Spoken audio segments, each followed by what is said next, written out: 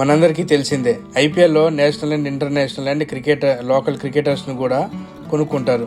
మనందరికీ తెలుసు కావ్య మారన్ కానీ, షారుఖ్ ఖాన్, దాని తర్వాత అనిల్ అంబానీ వాళ్ళు, ప్రీతి జింటా, పంజాబ్ కింగ్స్, వీళ్ళు వేలంపాట్లో ఒక్కొక్కరిని కొనుక్కొని ఒక టీం లాగా ఫామ్ చేసి వీళ్ళు కొనుక్కున్న టీమ్స్ ఆయా స్టేట్స్ని రిప్రజెంట్ చేస్తూ వాళ్ళు ఐపీఎల్లో పాల్గొంటారు.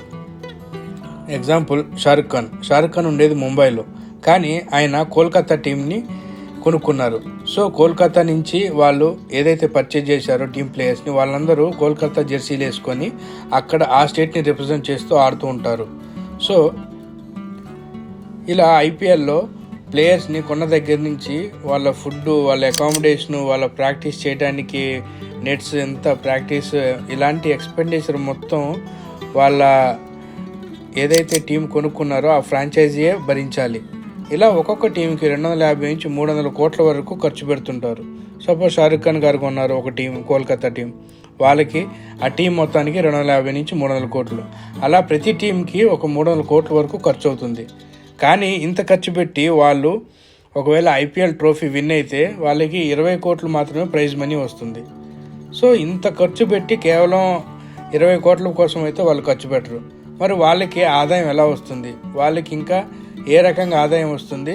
వీళ్ళు పెట్టిన పెట్టుబడికి ఎన్ని రెట్లు వాళ్ళకి డబ్బులు వస్తున్నాయి, ఇవి ఎలా వాళ్ళకి రొటేట్ అవుతున్నాయి అనేది ఈ వీడియోలో క్లియర్గా తెలుసుకుందాం. వాళ్ళకి వచ్చే ఆదాయ మార్గాల్లో నెంబర్ 1 టైటిల్ స్పాన్సర్స్. అంటే మనం చూసే ఐపీఎల్ కప్ మీద ఒక టైటిల్ అనేది ఉంటుంది.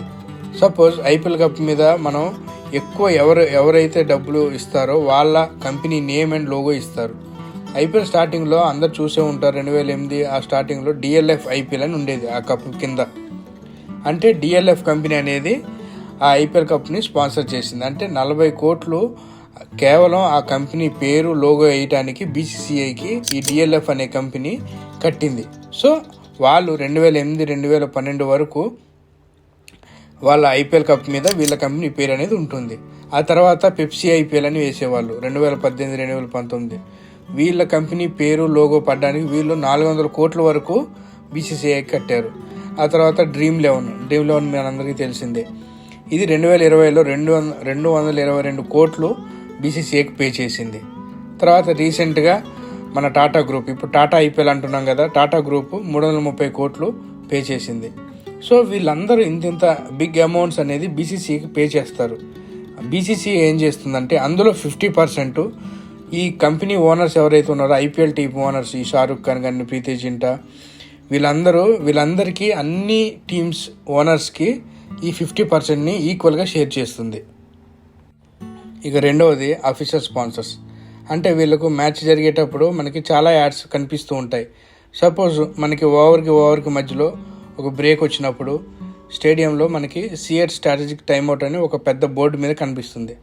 అక్కడ పక్కన టైమర్ ఉంటుంది, ఇటు పక్క సిఎట్ స్ట్రాటజిక్ టైమ్అవుట్ అని కంపెనీ లోగో అన్నీ ఉంటుంది. ఆ బోర్డుకి అక్కడ అలా కనిపించడానికి ఒక 30 కోట్ల వరకు సిఎట్ అనేది బీసీసీఐకి పే చేస్తుంది. అలాగే యూపీఐ పేమెంట్స్ గురించి కామెంటరీ చేసే వాళ్ళు పదే చెప్తూ ఉంటారు, క్రెడ్ యాప్ డౌన్లోడ్ చేసుకోండి, క్రెడ్ పేమెంట్స్ చేసుకోండి అని.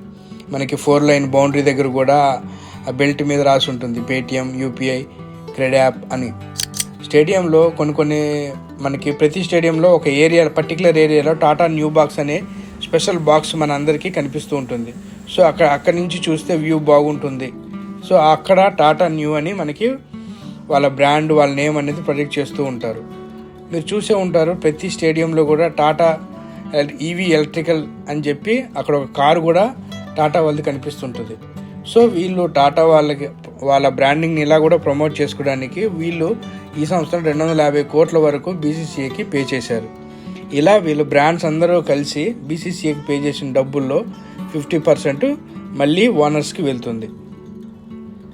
మూడవది బ్రాడ్కాస్ట్ రైట్స్ అంటే టీవీలో మనం మ్యాచ్ వచ్చినప్పుడు కొంతమంది డబ్బులు ఉన్న వాళ్ళు స్టేడియంకి వెళ్ళి చూస్తారు, అంత టైం లేని వాళ్ళు, డబ్బులు లేని వాళ్ళు టీవీలో చూసుకుంటారు.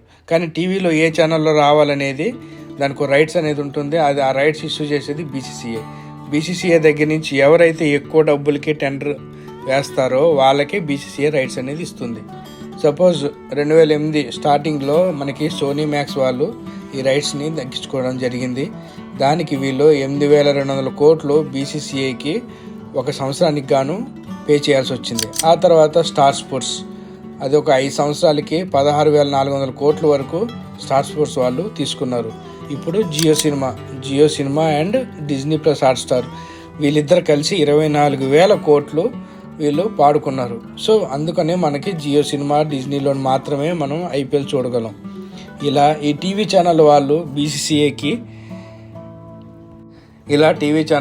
బీసీసీఐకి ఇచ్చిన అమౌంట్లో బీసీసీఐ అమౌంట్ తీసుకోగా మిగిలిన 50% అమౌంట్ ఐపీఎల్ టీమ్ ఓనర్స్ ఎవరైతే ఉన్నారో వాళ్ళకి బీసీసీఐ అనేది పంపిస్తుంది. ఆ తర్వాత వీళ్ళకి ఇంత డబ్బులు పెట్టి టీవీ ఛానల్ వాళ్ళు బీసీసీఐ దగ్గర 24,000 కోట్లు 30,000 కోట్లు పెట్టి ఎందుకంత అన్ని డబ్బులు పెట్టి ఏ ఐపీఎల్ మ్యాచ్ కొనాల్సినంత అవసరం ఉంది? నిజంగా వీళ్ళు టెలికాస్ట్ చేస్తే అంత డబ్బులు వస్తుందా? వస్తే ఎలా వస్తుంది? మనం ఐపీఎల్ చూసేటప్పుడు ఎవ్రీ ఓవర్ కంప్లీట్ అయిన తర్వాత అండ్ ఎవరైనా ప్లేయర్ ఆడుతున్నప్పుడు అవుట్ అయిపోవడం కానీ ఇలా జరిగినప్పుడు 10 మినిట్స్ యాడ్ 1 మినిట్ యాడ్ మనకి బ్రేక్లో వస్తూ ఉంటాయి. 10 సెకండ్స్ యాడ్స్ కూడా మధ్యలో వస్తూ ఉంటాయి. ఈ మధ్యలో ఉండే ఓవర్కి మధ్యలో ఉండే ఒక్కసారి యాడ్ రావటానికి ఆ కంపెనీలు ఇప్పుడు సపోజ్ మనకి జియో సినిమాలో ఆ యాడ్ వస్తుంది కాబట్టి వీళ్ళకి ఆ బిజినెస్ చేసే కంపెనీలు ఎవరైతే యాడ్ ప్లే చేయాలనుకుంటున్నారో వాళ్ళు 10 నుంచి 15 లక్షల వరకు యాడ్కి ప్లే చేయాల్సి ఉంటుంది. ఒక్కసారి 10 నుంచి 15 లక్షలు అంటే ఈ 2 నెలలు జరిగే ఈ ఐపీఎల్ మొత్తంలో ఎన్ని వేల సార్లు ఆ యాడ్ ప్లే అవుతుంది. ఎన్నిసార్లు ప్లే అయితే అన్నిసార్లు డబ్బులు మొత్తం వీళ్ళకి వస్తాయి. ఒక యాడ్కి అంత వస్తుంటే కొన్ని వేల యాడ్లు వీళ్ళు ప్లే చేస్తూ ఉంటారు. సో ఇలాగ టీవీ వాళ్ళకి డబ్బులు వస్తున్నాయి కాబట్టి వీళ్ళు ఇన్ని వేల కోట్లు పెట్టి ఐపీఎల్ రైట్స్ అనేవి కొనుక్కుంటున్నారు. ఇంకోటి టీమ్ స్పాన్సర్స్ అంటే ఐపీఎల్లో చాలామంది ప్లేయర్స్ చాలామంది టీమ్స్ ఉంటాయి. కానీ ప్రతి టీంలో వేసుకునే జెర్సీలు మీద కొన్ని బ్రాండ్స్ అయితే మీరు అబ్జర్వ్ చేసి ఉంటారు.